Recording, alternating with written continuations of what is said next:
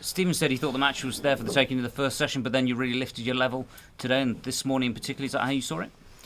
Yeah, I suppose every match is there for the taking. Just have to let it unravel, and that's the way it went. And I was lucky to get through, and that's good for me and disappointing for Stephen. But yeah, just pleased to be through. Really lucky. I mean, you did play well at times, didn't you, in this session? Oh mate, listen, I don't know, lucky. What I'm saying is, it's a toss of a coin. A lot of these matches, whoever you play. So, I mean, lucky in the respect that it's nice to still be in the tournament. Yeah? I know Stephen Maguire, you was obviously one of the top players that was sort of, came through qualifying. But you did say the other day, if you're going to win this, you've got to beat these players. But does it give you a mental lift when you beat somebody as good as that in the first round? No, it doesn't bother me who I play. I just play the game, play the balls, and just do whatever's in front of you. So I don't look into it. I don't read into it. I just have my life, live my life, and just pot a few balls within that. Obviously, Mark Selby went out last night. I mean, do you feel like the tournament's opened up a little bit? No, I don't really look at. I don't read papers. I don't read. I don't watch snooker matches unless I'm working on it with Eurosport, which I love doing. So when I'm away from snooker, I've got so much other stuff going on that I just don't get time really. So I'm quite detached from snooker in a way. Whereas it's not all I do. So I just fit snooker in when I can. So when I can fit it in, then I focus on it. But I don't look at rankings, I don't look at tournaments, I don't look at schedules. My life is more important, and all the stuff that I do away from snooker. And then, I just managed to just fit a few snooker tournaments in around that. You've obviously got a bit of a break now, haven't you? A few days. What's the plan? Are you going to go home and have a real rest? Yeah, I'm going to go back. I'm going to do some cooking with Rhiannon. We've got a health book coming out in January about nutrition, and I'm just. The biggest thing for me this year has just been, how I've just tackled how I eat, and I'm just amazed, how good I feel and how healthy I am, and it's unbelievable, So I'm, you know what I'm like. Once I get into something, I get really super excited by it. So now, this is so good for me. So yeah, I'll give Rhiannon a ring and say, look, we've got to start getting to work on this book because I want it to be so good. I want to help so many people that have problems with their weight, and want to kind of feel better about themselves, because I've been in that situation and there is an answer. You just have to seek the right people out. So, I'm super excited by that, so it gives me time to work on that a bit, for the next 3 or 4 days. We spoke to you before about the mental side of the game and how you've worked on that, but you're talking about the diet. I mean, you've never exactly been one that's been particularly overweight. You've always been one of the fittest players on tour, so it's interesting what you're saying about nutrition. Yeah, I was always fit.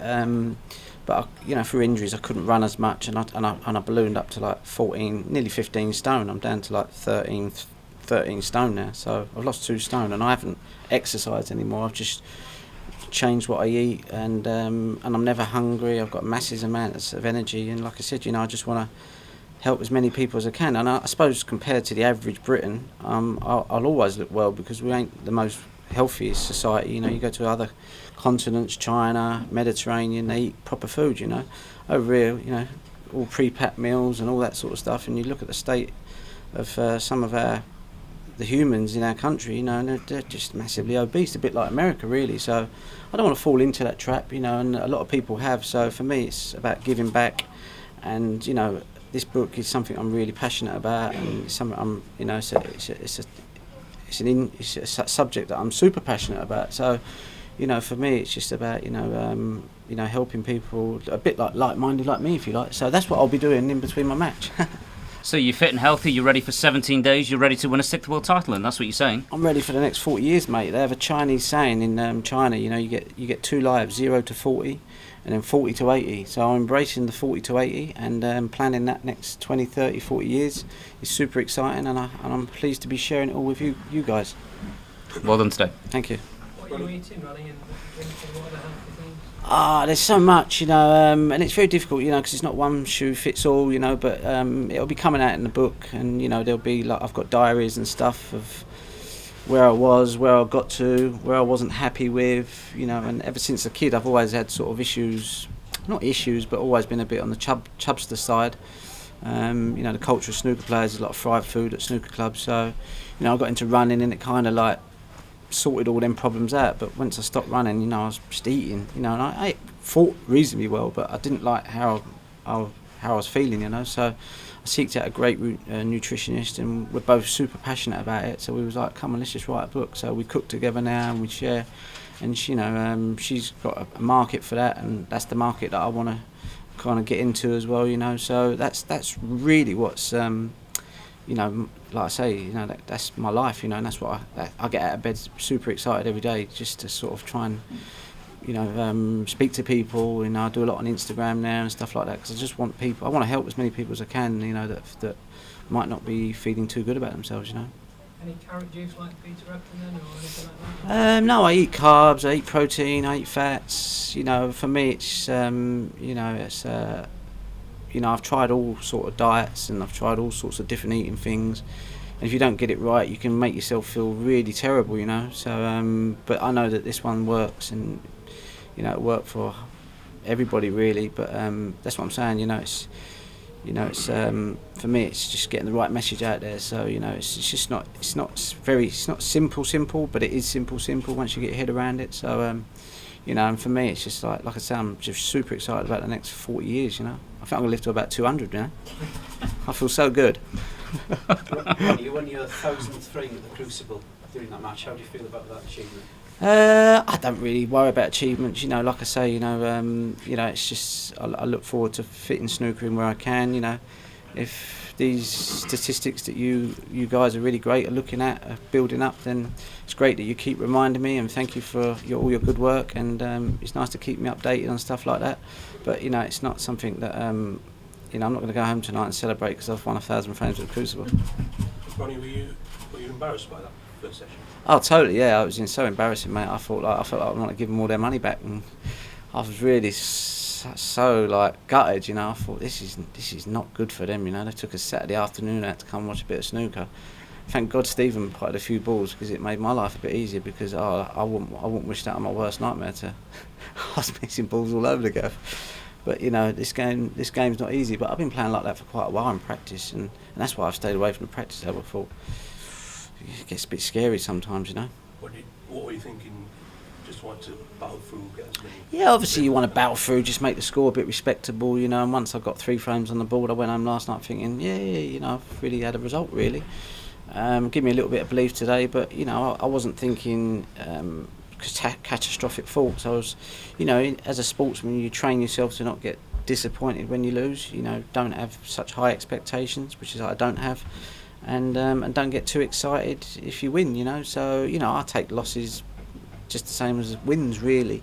But like I say, that's why I'm so really excited about all the other stuff I'm doing, because that's just like Christmas every day for me, cooking up new recipes and, speaking to people and, social media and all that sort of stuff, being around snooker players, and talking about ranking lists and this and that and gambling and all that. That's not my scene, mate. You know what I mean? But it's just a job for me. But I try and distance myself as much from the snooker culture as I can, because it's you can it's not very it can be a bit dark, in a way. Did you not have any thoughts about putting Tal over your head like doing in the past? No, not really. No, I'm quite enjoying sitting out there. I just think, what, let's let the match unravel, see what happens. Like I said, if I'd have lost, I'd have gone back to London, done a bit of Eurosport. Fantastic, because I love watching snooker when I'm working on it. Then I'd come up here, do a bit of commentary for the semis and the final. I love commentary. I didn't think I'd ever say that. So, my next 17 days are sorted no matter what. I mean, I feel for Marcel, because he's got to go home now. And no, seriously, what do? You lose first round, you've got 17 days twiddling your thumbs. I don't want to do that, If I lose in the tournament, I want to have something that I can go and enjoy. I don't want to be going back to the practice table and I've got a tournament next week. I've got to make this ranking. It's got to get there. I mean, that's all not for me, mate. You know what I mean? I'm out of that. I just come in at a few balls, and if I win, great. But for me, my next 17 days are mapped. My next 2-3 years are mapped. I've got so much on that life's amazing. Selby said he's going to chuck all his TVs out. Yeah, exactly. Well, I mean, that's the difference. He's going to chuck all his TVs out and try and avoid snooker. Me, if I'd have lost it, I'd have been straight down to Eurosport, smashing it out with Jimmy and Neil, having a great time, watching the snooker. It's like, it's like amazing. And then I'd have come up here, had 5 days for the semis and finals, so I can't lose, and that's the way I have to do it, because, otherwise you just invest so much into it. And, like I said, when you was a top player and you come in at 32, you could kind of like, you know, get your head around it and go, right, I'll just focus as a player. But coming in at 128 and having to go through all them matches, you know, it's not sustainable really to stay at it, you know. So you have to sort of, you're better off losing first round than getting to the quarters and semis sometimes, because at least you get time to freshen up and maybe have a go at the next one. So, you know, it's everyone has a different business model, you know, and I've chose my model and how I think it suits me, and it works for me. Probably won't work for other players, because other players feel like they need to probably devote more time to their snooker. But, you know, you have to, it's like when you go to a tailor, you know, they cut the suit just to fit you, you know. It's not like, you know, there isn't just one size fits all, you know. Without giving away any of the secrets of the book, are there any particular types of foods that you like? I mean, I noticed you eating a nice little salad up next to Barry's, the media day the other day. What was that? Well, just because I'm so used to certain foods that I eat now, you know, I have a list of all foods that I should eat and how much of it I should eat. So it's not just the foods, it's the amount as well. So, you know, you can get a bit anal about it, but for the first week, 2 weeks, I had to weigh everything out. So as now I know that's a nice size of carbohydrate, that's a nice size for protein.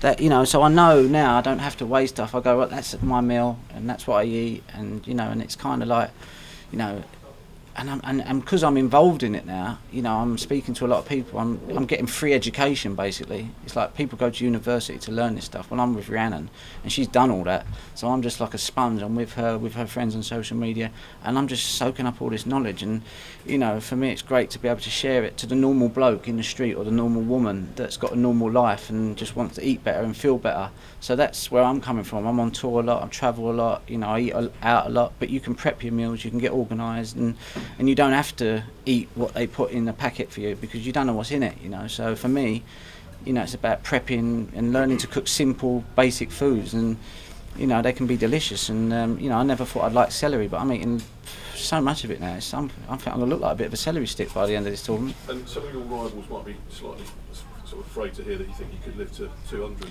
No, seriously, I think I could. The way I'm going, mate, it's frightening. I feel better now than I ever have. It's just not well. I don't know what's going on, mate. That's another good walk-on song, isn't it? Oasis, Live Forever. You ever thought about changing? Live Forever, yeah.